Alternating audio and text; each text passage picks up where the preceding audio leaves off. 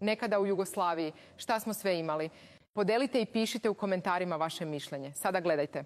Levi Strauss je proizvodio Vartex iz Varaždina, patike Puma u Borovu. Jeep Wrangler se proizvodio u Makedoniji. Lee Cooper Bacon je Adidas Planika. Nike nije ni postojao, pojavio se tek krajem 70-ih. Boss se radio u Diorku kod Kragujevca. Tommy majoneza, Pez i Wrigley, današnji Orbit, se proizvodilo u Kolinskoj, Slovenija.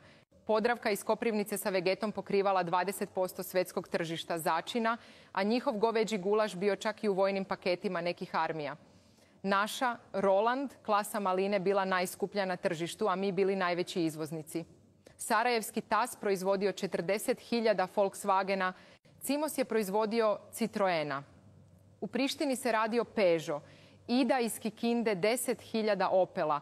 U njenoj livnici se radili blokovi za Mercedes, BMW. FAP iz Priboja i TAM iz Maribora proizvodili teške kamione i šlepere, a Zastava lake transportere. Pored Jata imali još jednog avioprevoznika Inex Adriju, koji je u floti imao 9 Boeinga, a kupio ih u kompenzaciji za prašku šunku Crvene zvezde iz Kragujevca i reznog alata FRA iz Čačka. Znači, Boeing je koristio čačanske burgije. Farmaceutska industrija snabdjevala 30% tržišta SSSR, skoro pola Afrike i Indije. Lek, Krka, Pliva, Galenika, Zdravlje, Alkaloid. Farovi slovenačke fabrike sa Saturnus su se pored Zastave ugrađivali i u Volkswagen, Opel, Fiat. Frad u Aleksincu proizvodio filtere za vazduh za Mercedes, Morris, Fiat. HTD iz Ohrida proizvodio brave, kvake za autoindustriju, između ostalog za cijelu sovjetsku proizvodnju. Priština proizvodila amortizere za Zastavu, Fiat i Opel. U Beogradu 21. maj proizvodio motore, sada ugašen. Imali smo u XU nekoliko fabrika autoguma i akumulatora. Jugoplastika iz Splita 40% izvozila na europsko tržište. Filip Kljajić bio jedna od samo 4 fabrike u svetu koje proizvode lance, koji su se u cijelom SSSR koristili, a u svojim linijama niz fabričkih pogona. Jedno vreme je bila najveći izvoznik u Srbiji. Prvomajska Zagreb proizvodila strugove, bušilice i opremala čitave pogone po svetu. IMT izvozio 20.000 traktora u Egipat. Brodogradilišta u Hrvatskoj proizvodili najveće prekookeanske brodove. Uljanik generatore za te brodove. Imali fabrike elektrouređaja, televizora, radioaparata, gramofona, kasetofona i bele tehnike.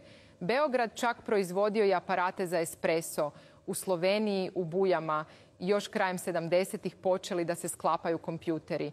3 fabrike telefona, od kojih je jedan Iskrin proglašen najboljim na svetu i nalazi se u Njujorškom muzeju savremene umetnosti.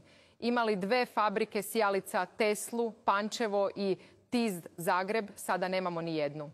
3 fabrike šibica, ona u Rijeci proizvodila čak i parafinske sve za izvoz, sada ni jednu. Jugodent iz Vojvodine proizvodio i izvozio u Afriku i Indiju zubarske stolice. Soko. Mostar proizvodio avione i helikopter Gazelu. Zastavin pištolj koristila i američka policija, a lovačka puška bila najprodavanija puška u SAD. Tenkovi se u cijelosti proizvodili u zemlji kooperacijom fabrika u Slavonskom Brodu, Kruševcu, Beogradu. Samo Kuvajt nabavio preko 1000 tenkova. Teleoptik proizvodio žiroskope za cijeli svet. Većinu najvećih svjetskih građevinskih radova su projektovali i izvodili Energoprojekt i bosanski Energoinvest, od Asuanske brane, mostova po Africi i čitavih naselja u SSSR, preko bolnica u Libiji do Paname, Zimbabvea. Strabag i Alpina danas dobijaju poslove kod nas, pa angažuju naše radnike i skidaju kajmak. Šipad Sarajevo sve hotele, bolnice i druge objekte u svetu sagrađene, a bilo ih je na stotine, opremao namještajem. Slovenijales, Lesnina i Sad Meblo skoro cijelu proizvodnju izvozili na zapadno tržište, jer su imali i kvalitet i dizajn. Jelovica i Šipad stolariju za celu Austriju i Italiju. Imali smo željezare u Skopju, Smederevu, Sisku, Zenici i Sloveniji, aluminijumske kombinate u Titogradu i Skoplju, fabriku poncinkovanog lima na Kosovu i još puno toga.